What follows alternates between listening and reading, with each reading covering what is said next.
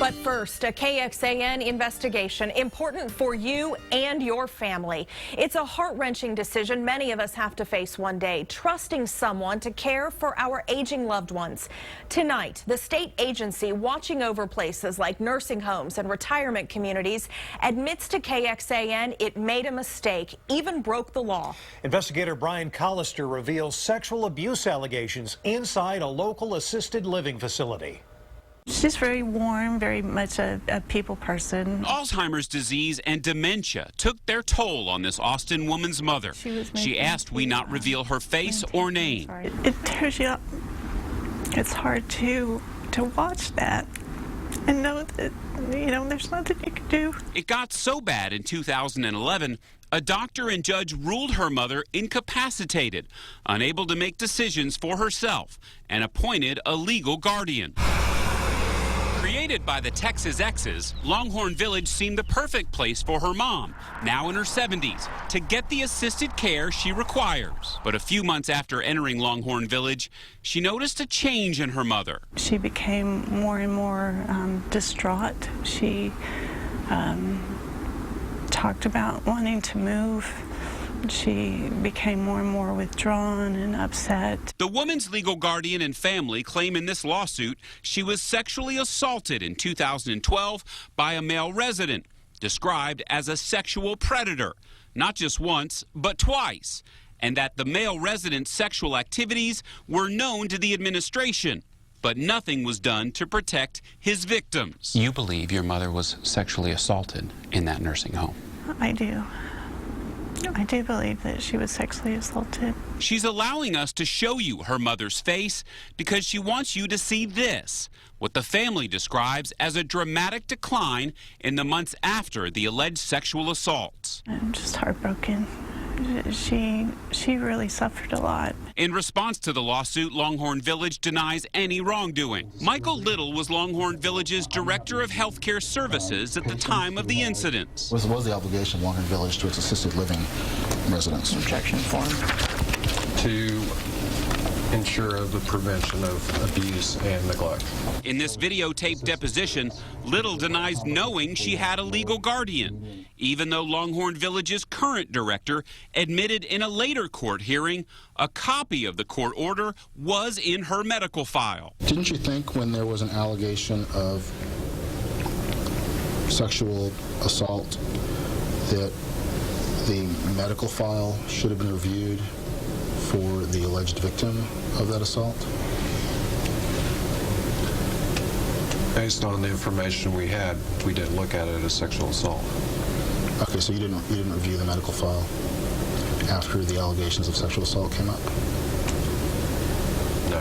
He also admits they did nothing to stop the male resident, who we're not naming since he has not been charged with a crime. Dr. Carmel Dyer with the Texas Elder Abuse and Mistreatment Institute says caretakers should know when there's a guardianship order, that person cannot make their own decisions. If a patient has been ruled incapacitated, they cannot participate in consensual sex, period. And why is that? It's because they don't have the ability to make an informed choice. This lawsuit also claims that Longhorn Village did not report the alleged sexual assaults to state investigators as required by law. They didn't even tell the family. It was a nurse at Longhorn Village who eventually reported the case on her own to investigators here at the Texas Department of Aging and Disability Services. We all knew that her mental capacity was not one that could consent. We all knew that. Longhorn Village fired that nurse, Kathy Yessian, seen here in a video deposition. She and another employee who were fired sued for retaliation. Longhorn Village agreed to settle both of those cases, but admitted no wrongdoing. Longhorn Village's executive director declined an interview about the sexual allegation, but said in an email the state found the complaint was unsubstantiated and no deficiencies were cited. Based on this thorough independent investigation by the state regulator, Longhorn Village believes the pending lawsuit is entirely without merit. But KXAN has uncovered the state's investigation was far from thorough, something a spokesperson for the Department of Aging and Disability Services admitted in an interview just today. It was a failure. It was something that needed to be done, that wasn't done. The state's investigator said in a 2012 court hearing he didn't even see the guardianship order, and it wouldn't have mattered to him anyway. He determined what happened was consensual sex, and the complaint unsubstantiated. In this case, your investigator reviewed the medical file, but was not aware that there was a guardianship order. Why not? Correct. And we don't know why not. We're reviewing the case now to determine what, if anything, could have been done differently. And KXAN also discovered the Department of Aging did not follow the law. It's required to report all allegations of abuse and neglect to law enforcement. Initially, you told us that this agency reported this case to law enforcement, but we found that was not the case. Why didn't it get reported to law enforcement? That's a question we're trying to answer at this time. It was not reported as it should have been. The fact no one told them and nothing was done leaves the family feeling like the system failed them. In this case, the guardian wasn't notified and the family wasn't notified, but they should have been notified. Absolutely. Frustrated and disappointed. It's just hard to imagine that there'd be that kind of callous approach to someone's care and their responsibility. Now, including these allegations, the state has investigated a total of 3 abuse and neglect complaints at Longhorn Village. All 3 were found to be unsubstantiated. We also checked further into these kinds of complaints the state has investigated over the past decade. There have been about 17,000. The state ruled most of those, almost 90%, were unsubstantiated. Now, Shannon and Robert, you might be thinking as a family member who has someone in a facility like this, has there been a complaint at that facility? We're making that information available for you online at KXAN.com. You can go and look it up right now. So you mentioned in your story that Longhorn Village fired a nurse as this case played out. Yes, and we're going to hear from her coming up at 10 o'clock tonight. We're also going to hear about my conversation with the male resident who still lives at Longhorn Village. So, Brian, I think a lot of people might be wondering if I have a family member or a loved one in a facility like this and I'm concerned something like this may have happened to them, what do I do? First thing and most important thing is to call law enforcement and report it. You can also go to KXAN.com. We've got resources there that you can click on links and get some help. But first, a KXAN investigation, important for anyone facing decisions on how best to care for your aging loved ones. Your agency's job is to do a thorough investigation and protect that elderly resident. Why wasn't that done in this case? I don't know. That's something that we're looking into now. At 6 o'clock tonight, we told you the state admits it made a mistake while investigating sexual assault allegations at a local retirement facility. And now, because of our story, the Health and Human Services Commission is launching its own investigation to find out what went wrong. KXAN investigator Brian Collister introduces us to the family who says the system failed them. At 6, we showed you this woman's picture and what she looked like after. Her family says she was sexually assaulted at Longhorn Village by another male resident. It's a retirement community established by the Texas Exes. The family believes management there was more interested in protecting its investment and reputation than protecting their mother. Do you believe Longhorn Village tried to hide this incident and cover it up from you and your family? I do. I think they even told the nursing staff that they were not allowed to, tell us what had happened. And as a result, it was a year later before we ever had any idea. This woman, who asked us not to reveal her face or name, says it took almost a year before she learned about allegations her mother was sexually assaulted by a male resident. Her mom suffers from Alzheimer's and dementia and was ruled mentally incapacitated by a doctor and judge. Longhorn Village didn't tell the family. A lawyer representing 2 former employees did. We all knew that her mental capacity was not one that could consent. We all knew that. Nurse Kathleen Yessian sued Longhorn Village in 2012, claiming she was fired for complaining to management about the alleged sexual assault and reporting it to the Texas Department of Aging and Disability Services, known as DADS. Another former employee also sued Longhorn Village, claiming she was fired after repeated complaints about the alleged sexual assault and the woman's declining health condition. The cases were recently settled, the agreement sealed, and employees prevented from talking about it. But here's what Yessian said in a videotaped deposition. I walked into the room and actually observed them having sex. And I walked out of the room because I had been told to leave them alone, let them do it. The nurse claims management did nothing to stop it. I told him that I didn't believe that she could consent. And when I said that, Michael Little rolled his eyes at me, and I was told not to document it, and I was told not to speak of it outside that room. Who told you not to document it? Michael Little. Michael Little was the executive director of Longhorn Village at the time. In his deposition, he says he spoke to the woman's daughter, but claims he can't remember if he told her about the alleged assaults. I don't recall that as part of the conversation. Okay. Do you think you would have disclosed that? I don't know. Angela Brown, the director of assisted living for Longhorn Village at the time, says management never investigated the incident as a sexual assault. Was there ever an incident report completed about the allegations of abuse on February 11th?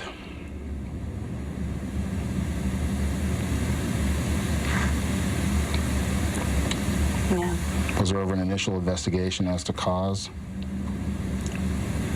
No. Dr. Carmel Dyer is with the Texas Elder Abuse and Mistreatment Institute. If a patient has been ruled incapacitated, they cannot participate in consensual sex, period. The nurse knew that, and after reporting it herself to the state, an investigation began. Longhorn Village points to that investigation, saying, based on this thorough, independent investigation by the state regulator, Longhorn Village believes the pending lawsuit is entirely without merit. But KXAN has uncovered the state's investigation was far from thorough, something a spokesperson for the Department of Aging and Disability Services admitted in an interview just today. It was a failure. It was something that needed to be done, that wasn't done. The state's investigator said in a 2012 court hearing he didn't even see the guardianship order, and it wouldn't have mattered to him anyway. He determined what happened was consensual sex, and the complaint unsubstantiated. In this case, your investigator reviewed the medical file, but was not aware that there was a guardianship order. Why not? Correct. And we don't know why not. We're reviewing the case now to determine what, if anything, could have been done differently. And KXAN also discovered the Department of Aging did not follow the law. It's required to report all allegations of abuse and neglect to law enforcement. Initially, you told us that this agency reported this case to law enforcement, but we found that was not the case. Why didn't it get reported to law enforcement? That's a question we're trying to answer at this time. It was not reported as it should have been. The fact no one told them and nothing was done leaves the family feeling like the system failed them. In this case, the guardian wasn't notified and the family wasn't notified, but they should have been notified. Absolutely. The woman's daughter says she's grateful someone cared enough to help her mother. If it hadn't been for some amazing caregivers, I really think she would have probably died as a result of what happened. The elderly male resident still lives at Longhorn Village. I spoke with him on the phone. He denies sexually assaulting the female resident and says it never happened. We'll be following this lawsuit and let you know what happens next. Brian Collister, KXAN, investigates. Last night, we told you the state admits it made a mistake while investigating sexual assault allegations at a local retirement facility, Longhorn Village. And now, because of our story, the Health and Human Services Commission is launching its own investigation to find out what went wrong. It oversees the Department of Aging and Disability Services, which is in charge of regulating care facilities like nursing homes. And new today, because of our investigation, that agency says it's going to review the past 2 years of abuse and neglect complaints it's investigated to make sure it followed Texas state law. The KXAN investigator Brian Collister uncovered all of this, and he's here now live to explain that law. Robert, yesterday we explained that any allegation of abuse and neglect at a care facility like a retirement home must be reported to law enforcement. But our investigation revealed that did not happen in one case at Longhorn Village. Today we asked the Texas Department of Aging and Disability Services if it was going to now follow the law in this case. A spokesperson confirmed this afternoon it is, more than 2 years later, finally contacting the Travis County Sheriff's Office to report the alleged sexual assault of this woman, a resident in Longhorn Village, in 2012. Since our story first aired, we've also heard from others who say they knew about this case. I heard about it because everybody was talking about it. Maria Chamon says she heard about an alleged sexual assault while working as a housekeeper at Longhorn Village in 2012. What they said is we don't supposed to say anything. Well, they're very powerful. They're very prominent people living in Longhorn Village. Then they don't want to expose anything that's going on. Everything is perfect. I was shocked. It was over a year since the situation happened, and that was the first I'd known about it. This woman's family claims in this lawsuit their mother, who was ruled incapacitated by a doctor and judge, was sexually assaulted by a male resident described as a sexual predator, and the male resident's sexual activities were known to the administration, but nothing was done to protect his victims. Records related to a lawsuit claim the male resident had several sexual relationships with other dementia patients. In this state report from April 2012, the investigator says Longhorn Village's Director of Healthcare Services, Michael Little, said he investigated those relationships and interviewed all 3 residents and found they were all willing and consenting participants and none had any physical injuries. This male resident exposed himself to you. Yes, several times. I knocked the door and I say housekeeping, and he says, and he went and opened the door. And I was like, oh my God, you're naked. And he go, well, it's not like you never see a man naked. Now, I spoke to that male resident on the phone. He denies sexually assaulting any resident. We asked Longhorn Village today, what is being done to protect female residents there, since the man still lives at the facility? And so far, they have not yet responded. Well, that former employee you spoke with today says she was fired. Why was that? Not for reasons having to do with this case, but we do know that other employees there who did speak up about it allege they were fired because they questioned this sexual assault case. You can still see that on our website at KXAN.com, that part of our investigation. We first uncovered how the state agency responsible for protecting elderly patients at assisted living facilities did not do its job, even broke the law. A Texas lawmaker saw our investigation and is now promising action to help better protect your loved ones. KXAN investigator Brian Collister is here now with this latest development. Robert and Shannon, because of our investigation, the state has finally notified the Travis County Sheriff's Department of an alleged sexual assault at an assisted living facility. That report comes more than 2 years after the incident and was only made to law enforcement on May 20th. The day after our investigation first aired. That's something that caught the attention of this lawmaker. I think that's a major failure. Austin State Representative Elliot Neistat says he never again wants to find out the state did not do its job when investigating allegations of elderly abuse. This is something which I will be working with DADS, the Department of Aging and Disability Services, and the Commission to make sure that they know this is unacceptable. Unacceptable to the vice chair of the House Public Health Committee, what KXAN uncovered, that this woman was allegedly sexually assaulted by a male resident here at Longhorn Village in 2012. What makes it an assault, according to this lawsuit by the woman's family, there's no way legally it could have been consensual sex. You see, when a doctor decides someone is incapacitated, no longer capable of making their own decisions, a judge appoints that person a legal guardian.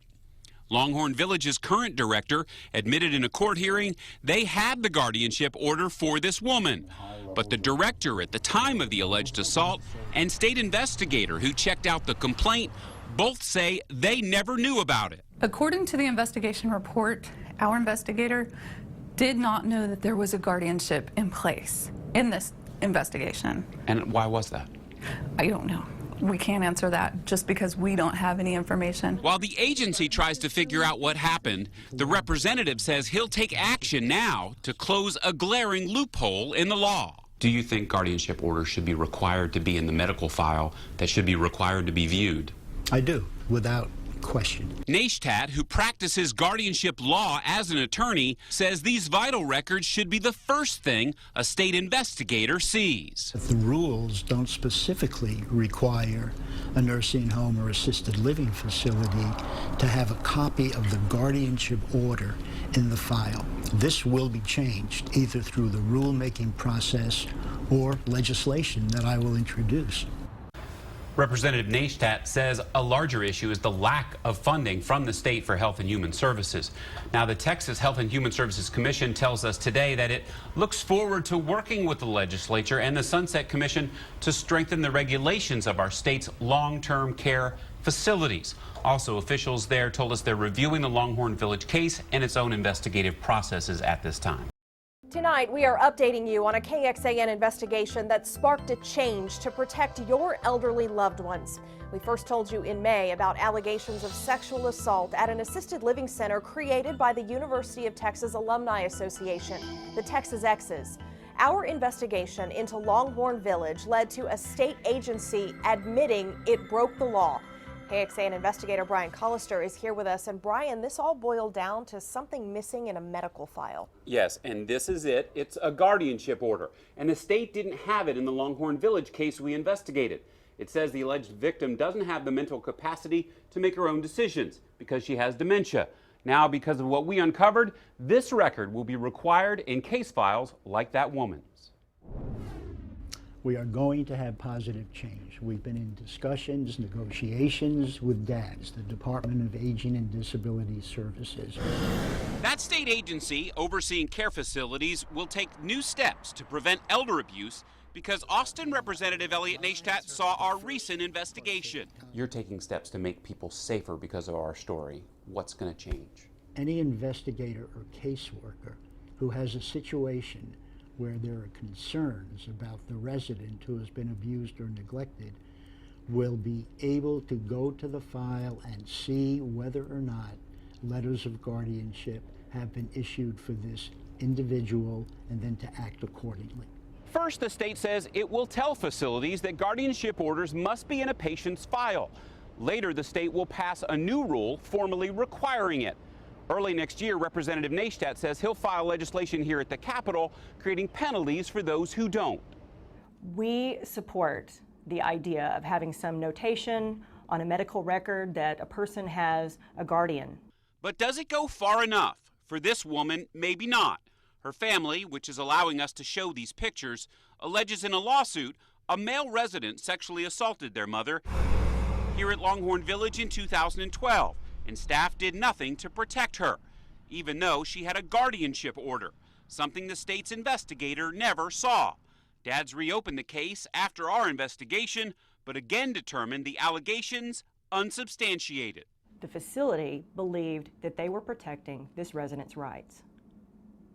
The right to engage in a relationship, the right to privacy and independence. Even though she was ruled incapacitated by a court, they still felt like they didn't need to, in this example, not even communicate what was going on to the family or the state or a law enforcement agency.